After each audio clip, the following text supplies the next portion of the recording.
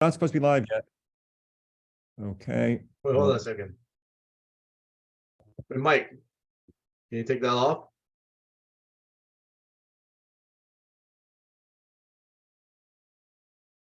Let's just all go on mute.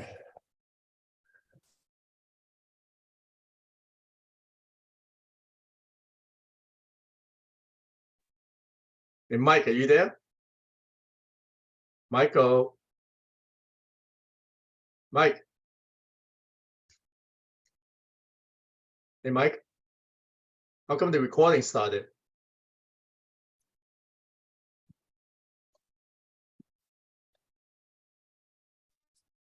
Mike, can you hear us?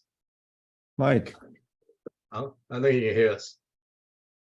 can My you- sound isn't working. I can't hear anything. I don't know if anyone can hear me. now we can. But it started recording. I don't think you hear us. We have 4 now. Heidi's here. All right. Hi, Heidi. Well, we had Heidi. Hi, I'm here. Can you see me? It looks all black on my screen. We can't see you unless you're hiding in a closet, and then we can see you. Okay, let me fix it, but I'm here.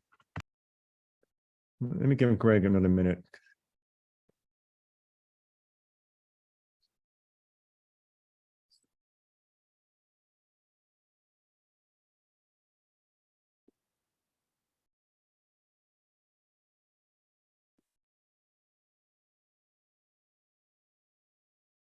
Barbara, how you feeling?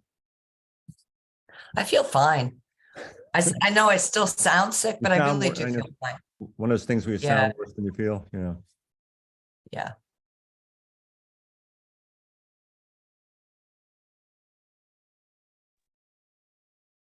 Get the Betty Davis voice going. Yeah, there you go. I'm gonna give it till 7:02. All right, Heidi, we can see you there. Oh, gone.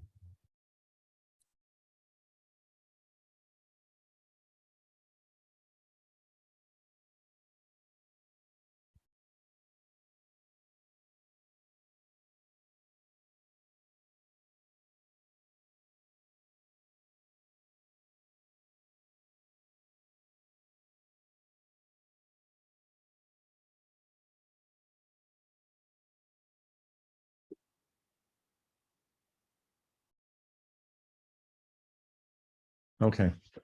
I'm gonna call a meeting. We're live, right? Okay, I'm gonna Yeah. call the meeting of the Land Use and Building Management Committee of the Common Council to order. It is now 7:02 PM.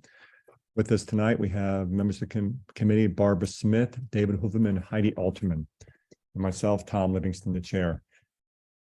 Is there anybody signed up for public participation?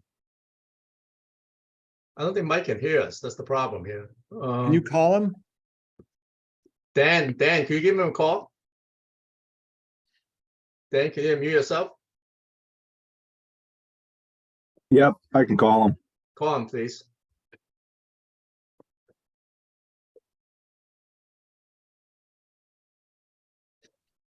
And the other meeting had technical problems too. Must be in the air tonight.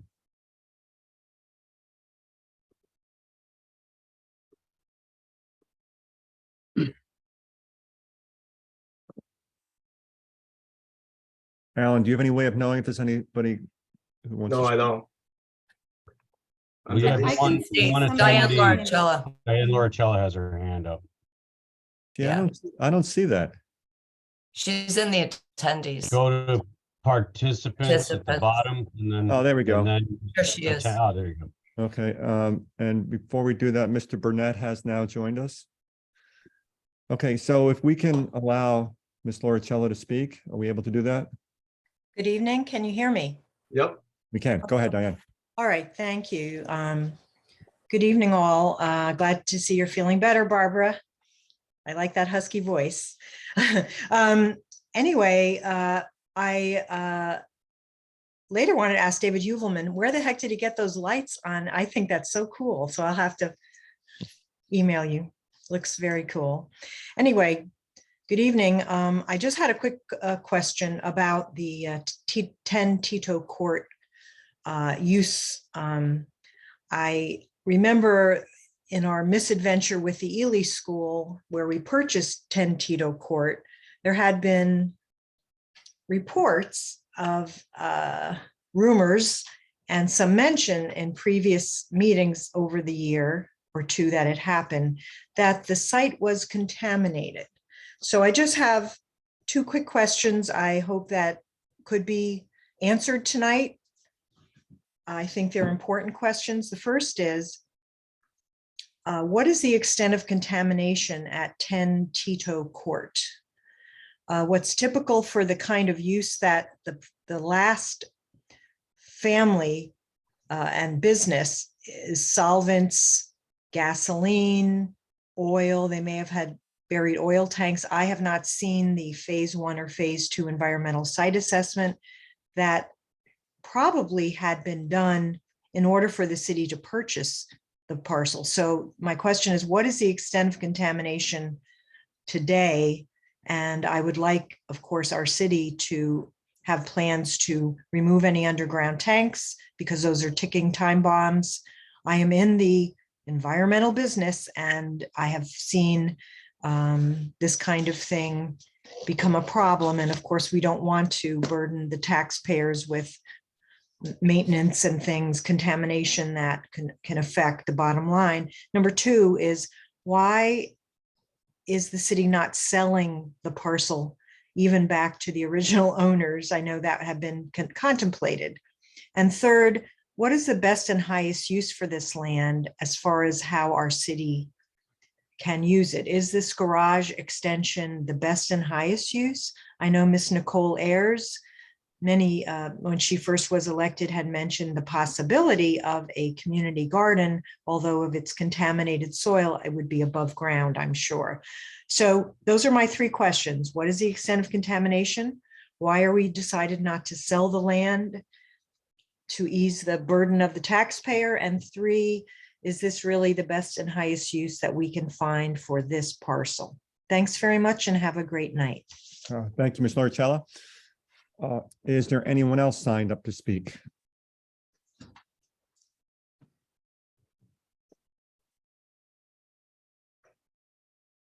I'm seeing no one signed up. I will now close public participation and move to approval of the minutes of the meeting of November 2nd, 2022. Do I have a motion?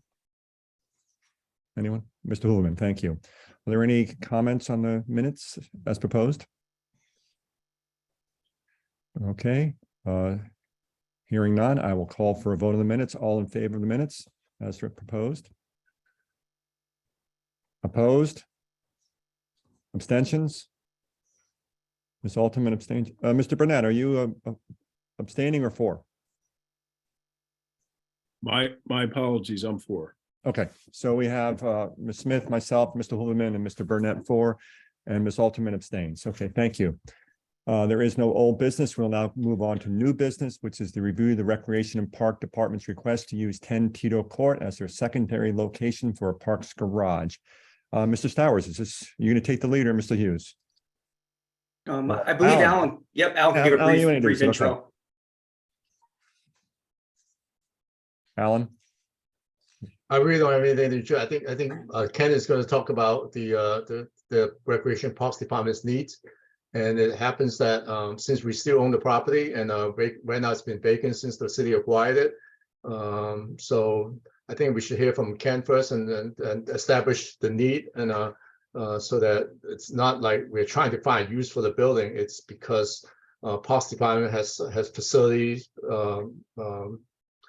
needs, and he approached me to see whether this property is available for their use. So maybe Ken should start. Sorry. Yep. Am I able to share my screen? Yeah, Ken, can I start off first? Sure. Just to give some background. When I first came here, we did a tour and a review of the garage capacity. At that time, we have run out of space for equipment. In fact, we have to delay the purchase of some of our vehicles and equipment due to space needs. We have an ever increasing staff. So we've just maximized that area, and we've looked around the city. In fact, there's a property right in back of the garage that we had looked at to purchase possibly. And purchasing that property would probably cost us probably over $1 million. Here's city property that is available. It's sitting there and it's available for use. I've talked to Darren, our legal department, about. It doesn't seem like there's any that would from using that facility for our maintenance needs. So Ken is going to give an overview. Just bear with me, I'm sharing screen. So can everyone see this? Yes. Okay, so this is our existing garage at 1 South Smith Street, right down the street from the DPW garage. This building was built in the late 70s. We're responsible for the maintenance on the building, so it's a well-maintained building. It's just very small and lacking space for our needs. So currently there are 18 full-time staff members in the Parks garage, and in season we hire up to 20 part-time staff.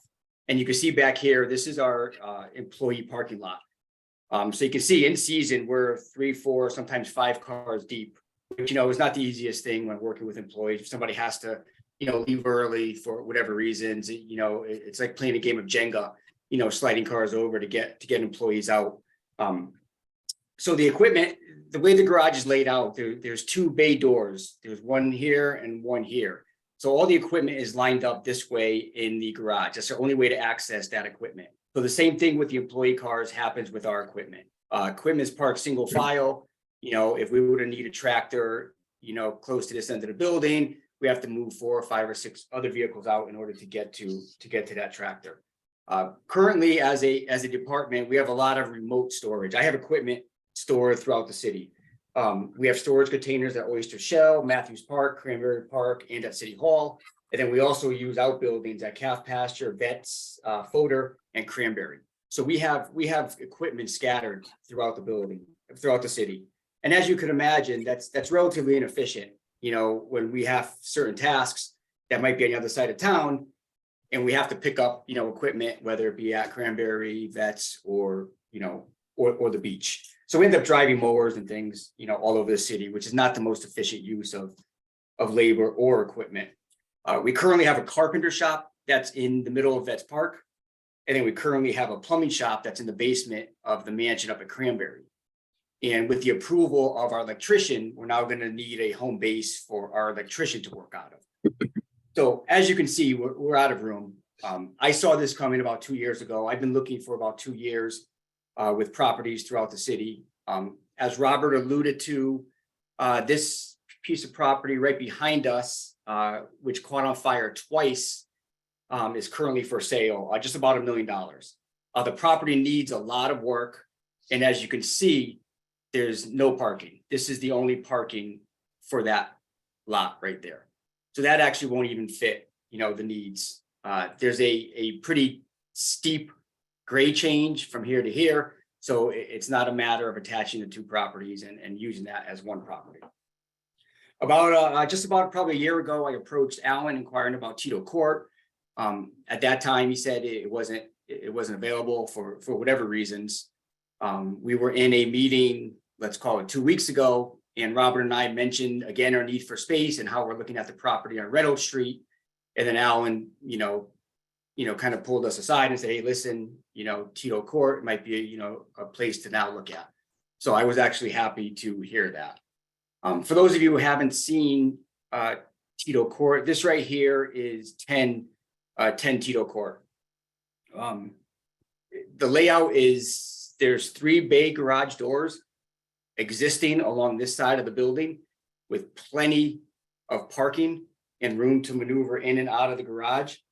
And the intent for this would be to split up our staff.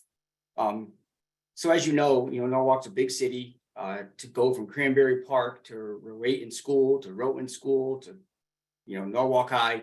It's a lot of traveling. And this would offer us a hub in South Norwalk. It'll put us closer to the new school, Columbus School, basically put us closer to the parks that we need to maintain, in that area. Which in turn, obviously, it'll make the department more efficient. It'll make our response time, a lot more efficient. So, I had the conversation with Alan, and this is where we stand. I think it'll be a good fit for us. It would save us the cost of purchasing another property. This is owned by the city already. It currently is set up as a garage. We have a staff plumber, carpenter, and soon to be electrician. So most of the work on the building, we could do ourselves. Obviously, any landscaping or things the site needs to be cleaned up. It's been neglected for quite some time. Let's see if I can get you a view. Yeah, so that's how the property looked when this Google photo was taken. So the property does need to be cleaned up. A lot of brush needs to be cleared. We could plant some screening for the neighbors over on this side of the property. The building's in good condition. I walked through it again the other day. Building management has done a good job maintaining the building, but it's basically been mothballed.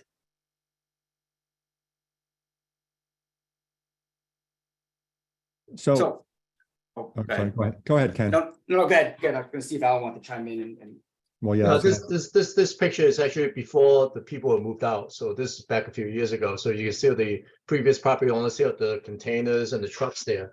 Everything is gone. We actually done an environmental report on this. It was an eminent domain process. It wasn't a friendly purchase kind of thing. So in any event, there was limited environmental stuff we did initially, but since then we had done it. We actually went through an environmental company to remove all the waste oil that's on the property and waste oil. And I think there's some gasoline tanks, some cans and stuff. Everything's been done by an environmental company. There's a concrete slab under the building. I don't know that we actually drilled through the slab to see whether, but based on our environmental consultants input, I got to read the report again. But at the same time is that we don't believe there's any kind of contamination. The building is built, I think, was in the 80s, 90s kind of thing. It's served by propane gas, so there's no underground oil tank. So I wasn't prepared to address environmental questions. Well, there, Alan, but Alan, just on that point, we own the building now. It's not like we're Right. acquiring a building. So whatever's there is there, right?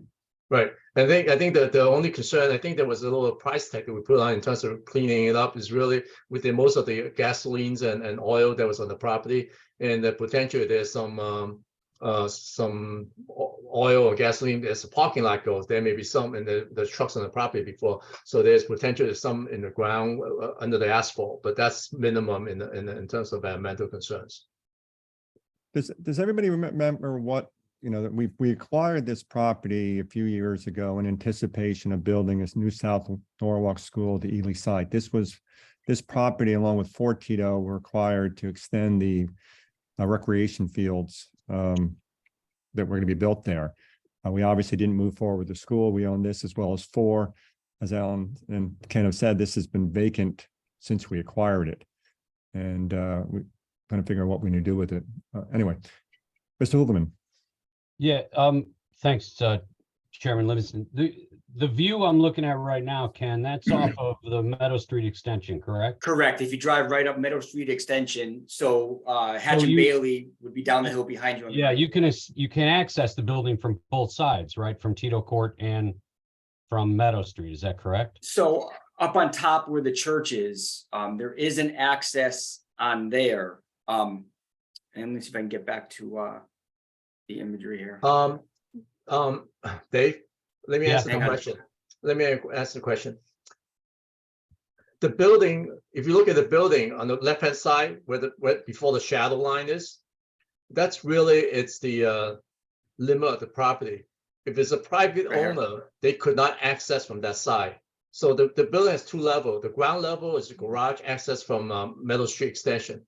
The upper portion there's only a little bit drive on the north of it, on upper part to get up, but there's no really access to the back because the city owns the 10 area, which is actually city property. So before, the building is kind of restricted on the backs on the left hand side. But since the city owns both sides now, we could access the building from the city side, traditionally on the other side to the second Okay, floor. but our plan with the use of this wouldn't be to use the Tito court side with the No. equipment and stuff that you would do. You want to be using that Meadow Street extension side. Right, Correct. because the garage is on the ground floor. Okay, and then my only concern is just, that, it's not really a concern. I mean, we own the building. We're not using the building, but it makes sense to purpose it to something that we can utilize and not spend a great deal of money purchasing a new property and it gives you guys another location at a different part of the city to be able to sort of, divide and conquer, so to speak. I think it's a smart move. I think it's a good move. So. Thank you. Mr. Burnett. Thank you, Chairman Livingston. Just for clarity, so this is not a temporary solution. This is a permanent solution, correct? That's my intent, Yes. correct? Yeah. Okay. And you mentioned that a lot of the retrofitting work would be done in-house, but have we done an overall assessment if there would be additional costs to the city to retrofit the building to meet the needs of the department? Well, we intend to do some of that assessment during this fiscal year. But we're in touring the facility. I think we can get enough done to actually occupy the building. We may have to do some things as we go along. For instance, if we were going to be using in the future, we're going to be using more electric vehicles or electric lowers for charging. We'd have to retrofit. There's some things we're going to have to do, and we plan to talk about that during budget time. There is current power to the building, and there is, as Alan stated, propane. So that covers our heat. Obviously, there's water and sewer. And with staff plumbers and electricians, they can do a lot of the work on their own as they have proven already at Cranberry and the Fodor House. Yeah, I guess my hesitation is going forward without knowing if additional expenses going to be coming to the city down the line as we begin to try to move into this space or develop it to meet our needs. Would want to know what the full picture looks like before saying, yes, this is a viable option. We've had situations before where on the surface, we said, yes, let's move forward. And then finding out we've had to invest several thousands, if not millions of dollars to really make the space usable to the needs that we've had. And without having that assessment, I'm a little concerned. Yeah. I think for our immediate space needs, equipment, vehicles, staffing to get around the city, I don't think it's going to be a huge investment for that. But as we look at other things that we want to do there, yeah, I'm not going to lie, there'll probably be some money that we will be asked. It won't be near as much as going out and purchasing another property and then retrofitting that property. But we are running out of space. We're growing our staff. We're asking for more staff. We're into enforcing the pesticides ordinance, which is going to demand for and a management plan that is organic. So we're going to need just in gardeners that know how to do organic land management. So we're growing and we're out of room. So just if I could just follow up. So this is a building we already own. If you guys found out that it was gonna cost, say, pick a number, $1 million, Right. you could just decide not to move in, right? Or Yeah. you move out. I mean, we're not, Yeah. it's not, you're not, Yeah. I mean, it's just taking, and as I look at it, tell me if I'm wrong, Mhm. it's taking advantage of an empty city building.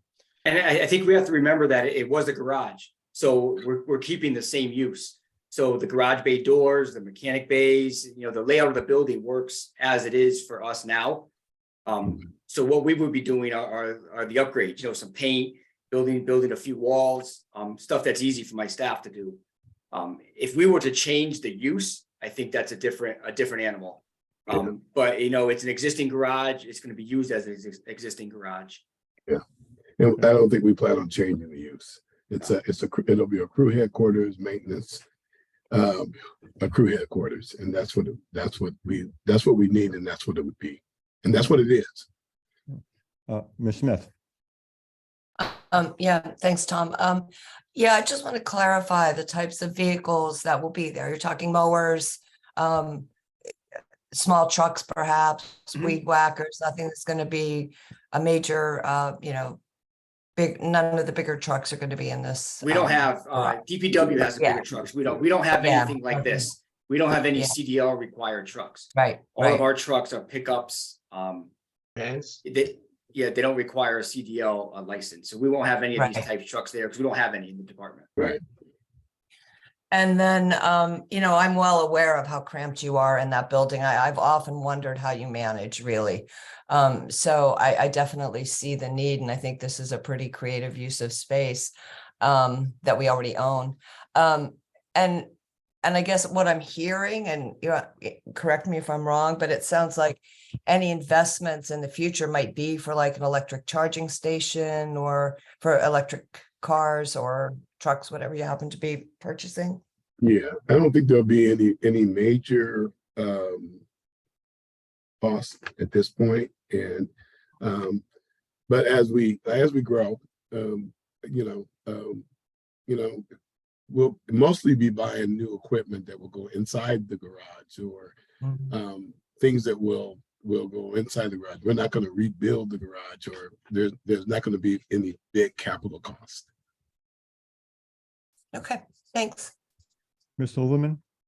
No, I was just gonna ask Ken or Robert, the new electrician, are you planning to house the electric shop there, or are you gonna keep that over on Smith Street? So, I mean, the division of how we're going to divide staff hasn't been formalized yet, but I would like to get all of my trades workers together, my plumber, my carpenter, and my electrician, because they spend a lot of time working on projects together. So it makes sense to have them together in whatever building that is, along with all their supplies and equipment and materials. Yeah, this building's Thanks. nice because it has the downstairs is the garage, the upstairs is sort of a workspace, right? Correct. What could be a workspace? So just so the committee knows, this does not require council approval. This is just a use of an existing city building. We're bringing it to the committee so they know what's going on for information purposes. But if there are any major capital expenditures are required, that go through the normal budget process. Mr. Stowe, or maybe, I'm not sure which Ken or Robert said it'd be permanent. It doesn't necessarily have to be permanent. I mean, if something changes down the road, the city can Yeah. always change the use of the property, could always sell it down the road. So in my mind, it's taking advantage of an empty building and making our Parks Department more efficient. So again, this is really for information purposes. Just want everybody to know. Greg? Thank you, Chairman Livingston. Just one final question. Did we, and maybe this question is to Alan, did we have plans for the building or the property, or we were, like specific plans or we were just kind of in a wait and see scenario? I'm just wondering I think this is a good use of the space. I'm just wondering if there was plans in the works in terms of an option B that, we just haven't mentioned tonight, but what was the plans for Tito Court? I assume that I'm assuming you're not talking about I mean, we acquired in order to build a school there, right? So since that didn't happen, we as in myself and member of this committee and previous conversation, there is no established plan for this building. The original plan when we purchased the property was tear the building down, filled it, and as part of, and then when we do the school, we're going to use it part of a field for the school itself. But at the same time, since it doesn't happen, there's no plan. We've been maintaining it for what, about 3-4 years now. Our maintenance, we don't really do anything. We check it twice a week, make sure no vandalism and stuff like that. We maintain minimum heat in the building so water pipe doesn't freeze. I think not to speak for on behalf of Recreation and Parks Department. I think your question, great. Your question before is where is permanent, temporary.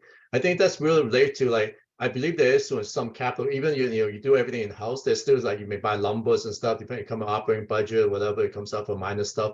But let's just say you got to buy new heating unit and things like that. Let's say you spend $20,000 or $50,000. I mean, there's a depreciated value in that. If you spend $100,000, you want to at least stay there for 5 years or something, right? So I think if there's any capital budget request that comes in to do some improvement to the building, I think that kind of dictates the life, the extent of time that you want to stay on the building, so you get your value, you cover your value investment in terms of improvement. The other thing that you would probably end up with the Parks Department would be like any additional facility that Parks Department would have. You would probably have some operating expenses for heating and stuff because we are keeping it to basically 55, 60 degree temperature in the building.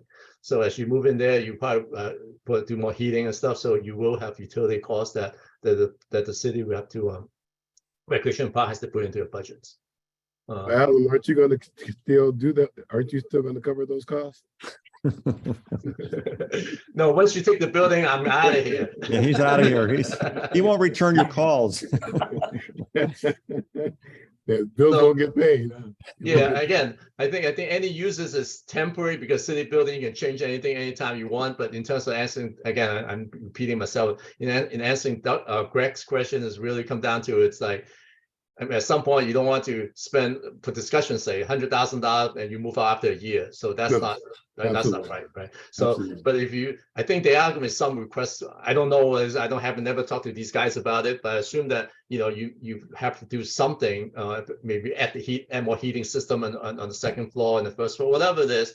There's going to be some money, whether it's 50 grand or whatever it may be, kind of thing. So how long you can stay in the building really depends on that investment. Okay, any further discussion? Seeing none, thanks, guys. Thanks for coming out. Thanks for thinking, broadly about Thank you this for your stuff. time. Here goes one. I know Thank you, I do this all this time. One last thing. I'm sorry. One last thing. This will have to go through planning and zoning commission for 8-24 review. Yeah. Okay, so we will go to planning and zoning for the approval. Because at some point we gotta take out a permit and stuff like that. So, even though it's the zoning, it's very hard to find industrial commercial property that's set up for maintenance garage. So this works out well in terms of adaptive use of this building. So at the same time, zoning need to approve it. Okay. All right, thanks, Okay. guys. Have a good night. You Bye-bye. too. All right, Alan, moving on to school construction project update. I don't know if it's you or Mike or Dan. It's Mike and Dan. Yeah, so I know Mike's having some technical difficulties, so I'll share my screen. Can everyone hear me? Yes. All right. Yeah, the computer audio wasn't working, so I connected through the phone. That seems to be working better now. So All right. You want to just get right into the cranberry slide there, Dan? Yep. All right. So at this point, the majority of the structural steel installation is done.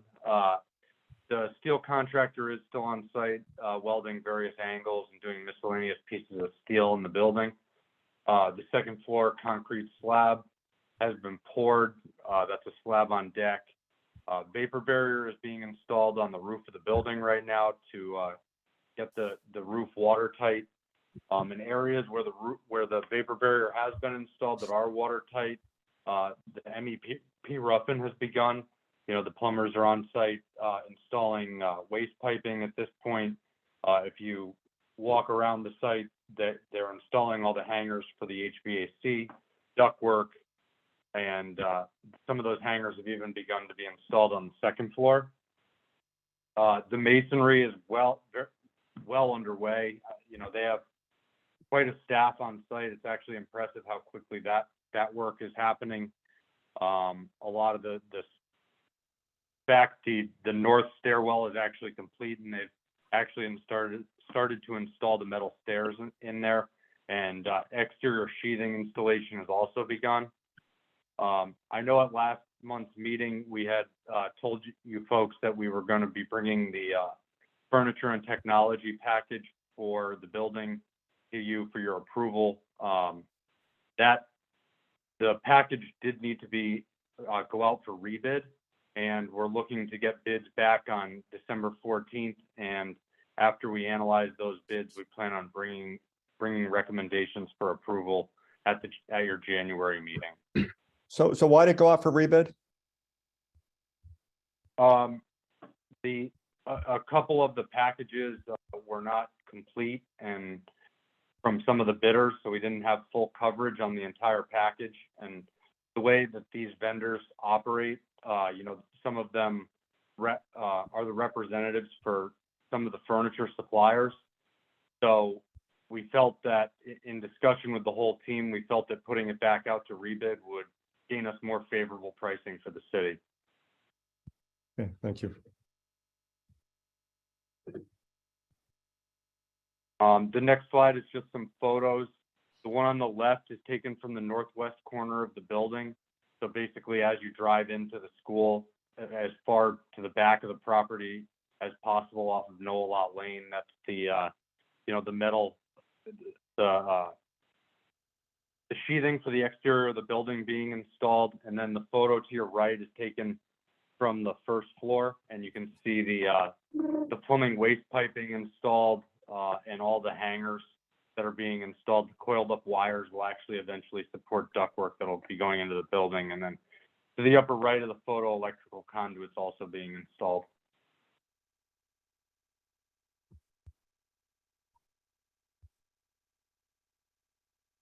Does anyone have any questions regarding the Cranberry project at all?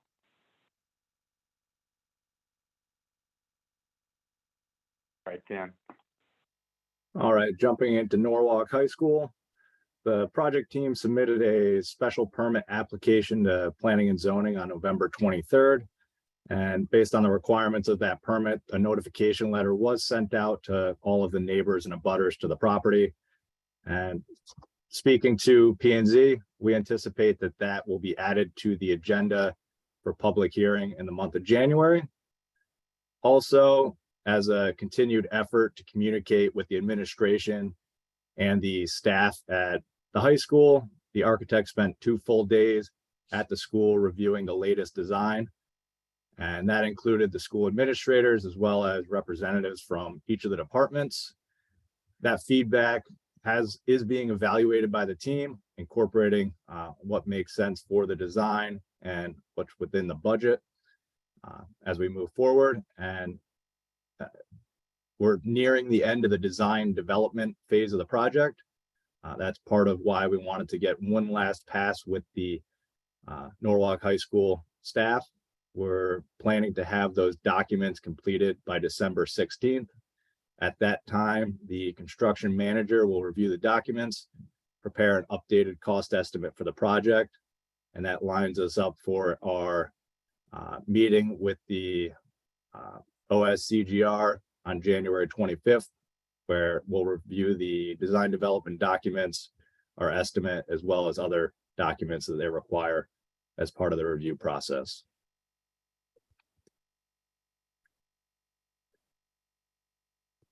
Kind of hard to see, but documents being completed in December, rolling right into the construction documents, approvals, and construction, which is anticipated to start in December of 2023.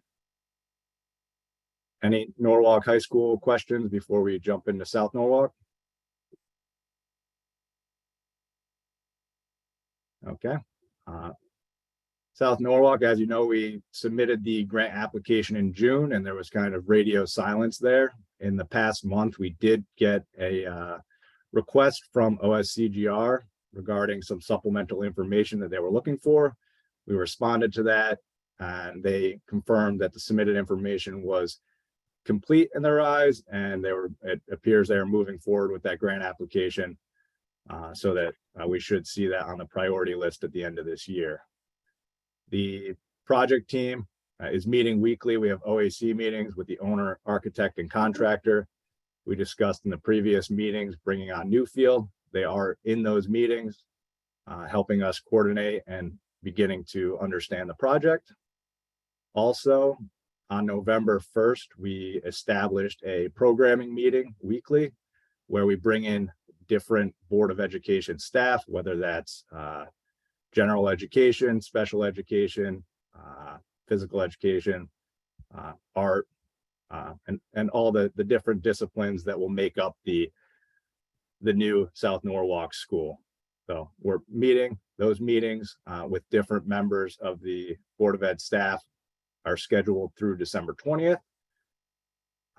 which aligns with the last note here. Our schematic design phase of the project is going through into early January when those documents will be available. So those meetings allow us to fine tune the initial schematic design of the project.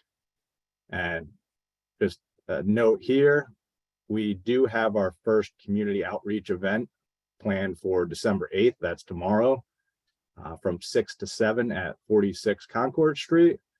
This is there'll be a presentation as well as some community activities and engaging the community that attends that event in conversation, focusing on big ideas for the project. Some of the themes for that are site opportunities and other design possibilities for the new building.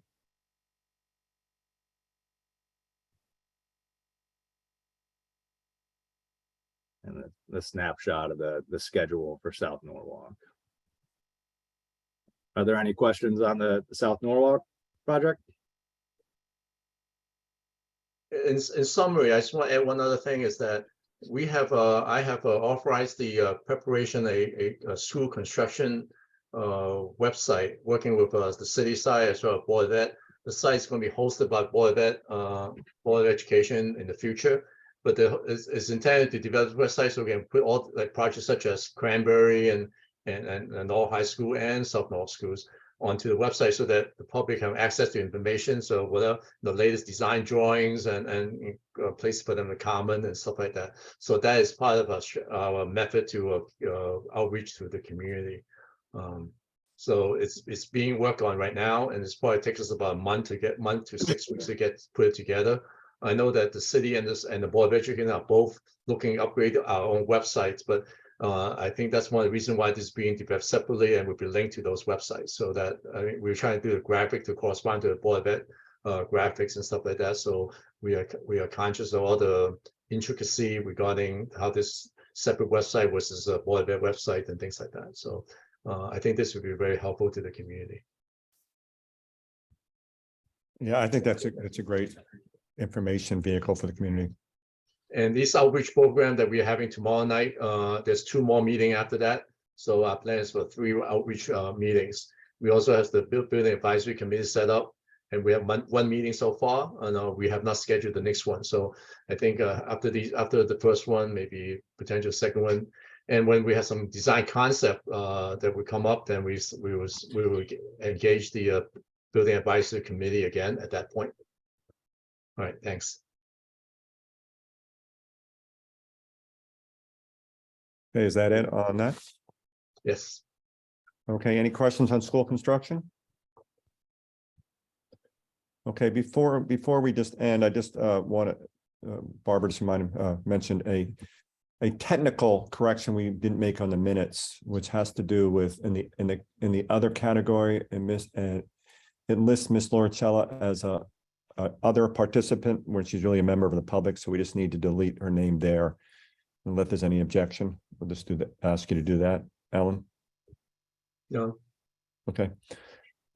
Anything else, Alan? Or members of the committee? I was told not to say anything before, but to begin the meeting, so. Well, you're doing a great job, Alan. We can say it's time to go home, but we're all home, right? Yeah. Okay, well, now I'll call for a motion. Anyone? Ms. Motion Smith, to adjourn. most makes a motion to adjourn. All in favor? Okay, it's unanimous. Thank you all. Have Thank a good you. night. Night. Good night, everyone.